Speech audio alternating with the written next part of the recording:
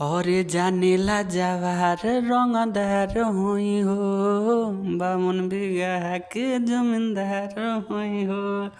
जानेला जवार रंगदार होई हो, बावन बीघा के जमींदार होई हो। नमस्ते, प्रणाम। एक बार फिर से राइटर ऑफिशियल चैनल में आप सभी लोगन के स्वागत बा। हम आप लोगन के छोट भाई जयकी राज आज बहुत ही हिट गाना लेके आयल बाटी। हमके आशा ना पूरा विश्वास भाई गाना आप लोगन के बहुत ही ज़्यादा पसंद आई और रंगदारी मैटर लेके आए हैं हमारे भाई। तो जो भी ये गाना के गावल चाहता हमारे भाई, ये बिल्कुल फ्री बा। जो भी भाई गावल चाहता बिल्कुल गा सकला। और ट्रिक के आप जानते हैं कि और बीघा के बीघा तहरा नाम को दे हो, तहरा खाती जानू जिला जामे को दे हो। यही ट्रैक पे बा हमारे भाई। तो जे भी भाई गाना के गावल जाता बिल्कुल गा सकला, कोनो भी दिक्कत ना हुई। तो चलिए बिना टाइम वेस्ट कर शुरू कर जा आज की वीडियो। आज की वीडियो देखल जा कैसन बा, ताई आज की वीडियो देखल जा कैसन बा। सबसे पहले लड़की बोलेगी, क्या बोलेगी? हाँ, ढेर ना बोल बाबू होई परेशानी, तुमसे कि नहीं चढ़ली जवानी, चढ़ली जान। दो बार गाना इसको। हाँ, ढेर ना बोल बाबू होई परेशानी, तुमसे कि नहीं चढ़ली जवानी। यहाँ से लड़का बोलेगा, अरे नाही नेता नाही थानेदार होई हो, बगली में धोइले हथियार होई हो। जानेला जवार रंगदार होई हो, 52 बीघा के जमींदार होई हो। जानेला जवार रंगदार होई हो, 52 बीघा के जमींदार होई हो। का बुझलू? चलिए तो अंतरा की तरफ चल जा। फर्स्ट अंतरा कैसन बा, तो बिना टाइम वेस्ट कैले फर्स्ट अंतरा शुरू कर जा, देखल जा कैसन बा। लड़का बोलेगा, हाँ जादे जे बोलबू तो चल जाई गोली, हमरा हो आगे ना केहू हो बोली, केहू बोली।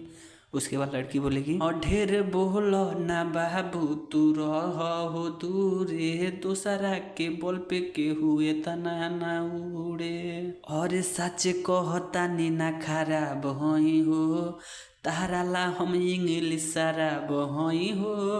जानेला जवार रंगदार होई हो, 52 बीघा के जमींदार होई हो। जानेला जवार रंगदार होई हो, 52 बीघा के जमींदार होई हो, तार होई हो। तो चलिए चलो जा लास्ट अंतरा की तरफ। लास्ट अंतरा देखल जा कैसन बा। अगर कोई भाई हमसे पर्सनल शो लिखवाल चाहते, स्क्रीन पे आपके नंबर शो करत हुई 8756090687। ये हमारा पर्सनल नंबर बा हमारे भाई। आप आपसे कांटेक्ट करके अपन मनपसंद सॉन्ग गाना लिखवा सकें। अगर आप लोगों ने कोनो डिमांड होगे तो अपन डिमांड कमेंट करिए आपके भाई के बाद। अब आपके डिमांड पे गाना जरूर आई। तो चलिए बिना टाइम वेस्ट कर शुरू कर जा लास्ट अंतरा। लास्ट अंतरा देखल जा कैसन बताएं, सुनल जा लास्ट अंतरा कैसन बा।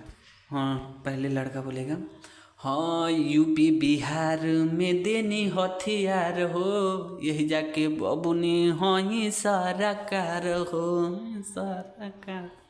फिर लड़की बोलेगी, और सुनो जो ही की राज हम जान गोइनी, हव रंग बाज हम मान गोइनी। यहाँ अपना नाम डाल सकते हैं, हमारा नाम हटा के हमारा, अगर आप गाइएगा तो डिस्क्रिप्शन में हमारा नाम राइटर के तौर पे डाल दीजिएगा। तो चलिए लड़का फिर बोलेगा, क्या कहेगा? अरे होई ना कबूतर हम बाज होई हो, नाही करे जा धोखेबाज होई हो। जानेला जवार रंगदार होई हो, 52 बीघा के जमींदार होई हो। जानेला जवार रंगदार होई हो, 52 बीघा के जमींदार होई हो। तो वीडियो आप लोगों ने क्वेश्चन लागल प्लीज़ कमेंट करके ज़रूर बताएं। अब मिलल जाए आपसे नेक्स्ट वीडियो में। अगर आप लोगों के कोनो डिमांड होगा तो कमेंट करें, मिल जाए आपसे नेक्स्ट वीडियो में। धन्यवाद।